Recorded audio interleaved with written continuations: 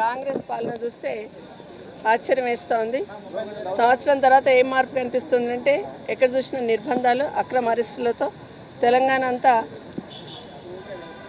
అంతా కూడా ఒక భయభ్రాంతులకు గురి చేసే ప్రయత్నం చేస్తున్న సందర్భం ఈరోజు కనిపిస్తూ ఉంది. ఈరోజు ఉదయం హరీష్ రావు గారి అరెస్ట్ కానీ, జగదీశ్వర్ రెడ్డి గారి అరెస్ట్ కానీ, కౌశిక్ రెడ్డి గారి అరెస్ట్ కానీ, అంటే ఎవరైతే ప్రజల పక్షాన పోరాటం చేస్తారో, ఎవరు ప్రజల పక్షాన ప్రశ్నిస్తారో వాళ్ళపైన కేసులు పెట్టాలి, నిర్బంధించాలనే స్టాండ్ ఈ ప్రభుత్వం తీసుకుందని అర్థమవుతా ఉంది. గత 6 నెలల నుండి చూస్తూ ఉంటే మా భూములు ఇవ్వమొర్రా అని గొంతెత్తి అరిచిన లగచెల్ల రైతులకు సంబంధించి వాళ్ళని అరెస్ట్ చేయడం, వాళ్ళని ఏ విధంగా ఇబ్బంది పెట్టింది అనేది తెలంగాణ రాష్ట్రంలో ఉన్న ప్రజలు గమనిస్తూ ఉన్నారు.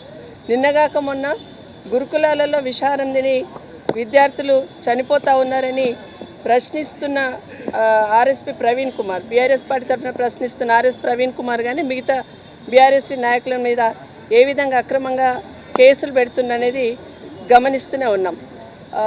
ఒక 3 నెలల కిందట రైతులకు రుణమాఫీ కాలేదు కదా అని ప్రశ్నించిన జర్నలిస్టుల మీద కూడా కేసులు పెట్టి భయభ్రాంతులకు గురి చేసిన సందర్భం చూస్తున్నాం. అదే కాకుండా నిన్న ఒక గౌరవ శాసనసభ్యులు పోలీస్ స్టేషన్కి వెళ్ళి నేను ఒక రిప్రజెంటేషన్ ఇవ్వాలి అని ఏసీపీని పర్మిషన్ అడిగి స్టేషన్ వెళ్ళి రిప్రజెంటేషన్ ఇవ్వడానికి వెళ్ళిన ఎమ్మెల్యే పైన కూడా ఈరోజు కేసు పెట్టారంటే ఒకసారి ఈ రాష్ట్రంలో ఏం జరుగుతుందనేది ఆలోచించాల్సిన అవసరం ఉంది. 2 డేస్ బ్యాక్ హరీష్ రావు గారి మీద కేసు పెట్టినప్పుడు ఒక పర్సన్ పోయి కంప్లైంట్ ఇచ్చినప్పుడు కేసు రిజిస్టర్ చేశారు.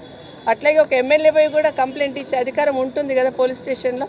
మరి స్టేషన్లో టైం ఇచ్చిన తర్వాత పోలీస్ స్టేషన్కి వెళ్ళి రిప్రజెంటేషన్ ఇవ్వడానికి ఎమ్మెల్యే గారు వెళ్తే ఒక రకంగా ఆయనను అవమానం చేసి బయటకు వెళ్ళిపోతున్న సిఐ గారు, ఏసీపీ గారు ప్రవర్తించిన తీరు చూస్తున్నాము. అయినా కూడా ఖచ్చితంగా ఈరోజు ఈ రాష్ట్రంలో పోలీస్ డిపార్ట్మెంట్ 2 రకాలుగా లాని ఇంప్లిమెంట్ చేస్తుంది అనుకోవాలి. అంటే లా అండ్ ఆర్డర్ని ప్రతిపక్షాలకు ఒక రకంగా, రూలింగ్ పార్టీలు ఉన్న వాళ్ళకి ఒక రకంగా. ఎందుకంటే ప్రతిపక్షంలో ఉన్న వాళ్ళకి అప్లికేషన్ ఇవ్వడానికి వెళ్తే కూడా పోలీస్ డిపార్ట్మెంటే కాపాడాల్సిన న్యాయాన్ని, ధర్మాన్ని కాపాడాల్సిన పోలీస్ డిపార్ట్మెంట్ ఈరోజు కేసులు పెడుతున్న విషయం ఒక సైడ్ అయితే, ఇంకొక సైడ్ రూలింగ్ పార్టీలో ఉన్న మామూలు పర్సనల్లీ కూడా కంప్లైంట్ ఇస్తే గౌరవ శాసనసభ్యులు హరీష్ రావు గారి మీద కేసు పెట్టిన సందర్భాన్ని గమనిస్తూ ఉన్నాం.